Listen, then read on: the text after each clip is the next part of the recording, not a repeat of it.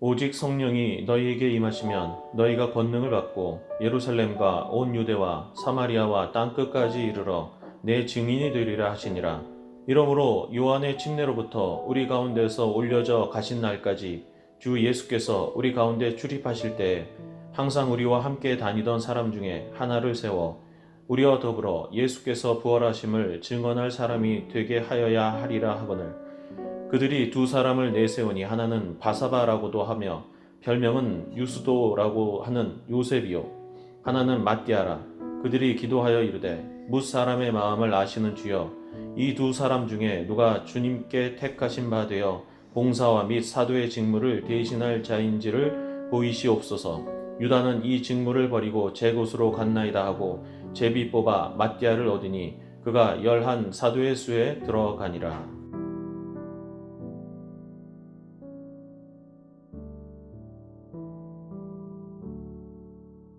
주님의 사랑으로 인사드립니다. 관악 육교구 서주열 목사입니다. 오늘도 평안한 하루가 시작되고 계십니까? 우리는 하나님의 도움이 없이는 잠시도 살아갈 수 없는 삶을 살고 있습니다. 그만큼 우리들이 살아가는 세상은 온전하지 못하다는 것을 우리들은 잘 알고 있습니다. 그래서 하루하루 하나님의 말씀으로 살아가고 있습니다. 저는 오늘 그 말씀으로 사도행전 1장의 말씀 중에 사도행전 1장 8절과 21절에서 26절의 말씀을 여러분들과 같이 읽었습니다. 이 말씀으로 하나님의 선물이라는 제목으로 하나님의 말씀의 은혜를 나누겠습니다. 1장 후반부에 나오는 유다의 배반과 죽음으로 인한 제자의 공석에 마띠아가 들어가는 부분을 묵상하면서 모든 일이 하나님의 관여와 이끌어 가심으로 되는 것이라는 사실을 나누고자 합니다. 그게 사도행전 1장 8절과의 말씀과 연결이 되는 것이죠. 성령의 권능을 받고 복음을 전하는 자들의 중심에 제자들과 사도들이 있었다는 그 사실, 그래서 그 사도의 수에 마띠아가 들어가는 것이 기록된 장면이기 때문입니다. 마띠아를 세우는 말씀은 21절부터 26절까지의 말씀입니다. 21절부터 23절의 말씀은 아무나 세울 수 없기 때문에 이 정도는 돼야 사도라 할 수 있다라고 생각되는 사람의 판단을 놓고, 즉 침례 요한 때부터 우리 가운데서 올려져 가신 날까지의 기준으로 사람을 정합니다. 그리고 22절에 항상 우리와 함께 다니던 사람으로 정합니다. 이 두 기준으로 추천된 두 사람이 있었으니 하나는 바사바라고 별명으로 유수도라고 하는 요셉이었습니다. 다른 하나는 마띠아입니다. 성경에서 사람의 이름은 그 사람을 나타내는 경우가 많이 있습니다. 그 기준으로 생각해 보겠습니다. 첫째는 요셉입니다. 그런데 그를 부르는 말이 바사바와 유스도였습니다.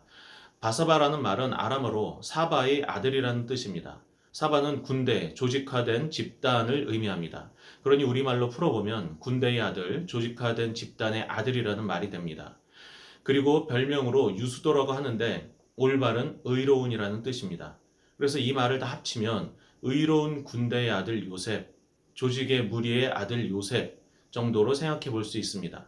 이것으로 볼 때 요셉은 보통 사람은 아니었구나라는 생각이 듭니다. 그를 바사바와 유스도라고 불렸던 사람으로 여긴 것으로 봐서 이 사람은 사람을 잘 조직하고 올바른 생각과 의로운 판단을 했던 것으로 보입니다.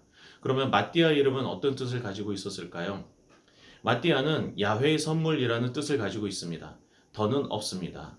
저는 이 의미를 찾아보면서 마띠아의 성품이 바사바, 유스도라고도 얘기하는 요셉에 비교하여서 내성적인 사람이었다라고 여겨졌습니다. 하지만 자신에게 맡겨진 일만큼은 충실히 했던 사람으로 여겨졌습니다. 그런데 하나님의 선택은 이렇게 능력 있는 사람보다는 하나님의 일을 그냥 충실히 해가는 사람으로 선택했다는 것입니다. 그래서 하나님의 일을 하는 사람은 재능이 많고 능력이 좋아야 한다는 것이 우리들의 생각이지만 하나님의 생각과 판단은 그렇지 않은 것이라는 것입니다. 하나님의 선물을 받은 자야 된다는 것이죠. 특별히 우리가 사도행전 1장 8절의 말씀을 읽었는데 그 말씀을 보면 복음을 전하기 위해서 그 하나님의 선물로 충분하다라고 여겨졌습니다. 게다가 사도행전 2장 39절의 말씀을 보면 베드로가 이르되 너희가 회개하여 각각 예수 그리스도의 이름으로 침례를 받고 죄 사함을 받으라 그리하면 성령의 선물을 받으리니 하고 말씀하시므로 우리가 받아야 할 것은 성령의 선물이지 다른 것은 아니었다라는 것을 우리가 알 수 있습니다. 그래서 우리 모두 성령의 선물을 받은 사람으로서 이 세상에 나가 복음을 전하는 능력과 책임을 부여받은 사람들이 되는 것입니다. 우리 모두 그 책임과 그 의무를 다하는 사람이 되어서 하나님께서 우리의 보시기에 기쁘시는 삶이 되기를 바랍니다. 오늘 하루의 삶에도 성도님들의 삶에 하나님의 선물을 받아 감사와 즐거움과 찬양을 드리는 귀한 삶을 살아가시는 여러분 되시기를 주님의 이름으로 축원드립니다.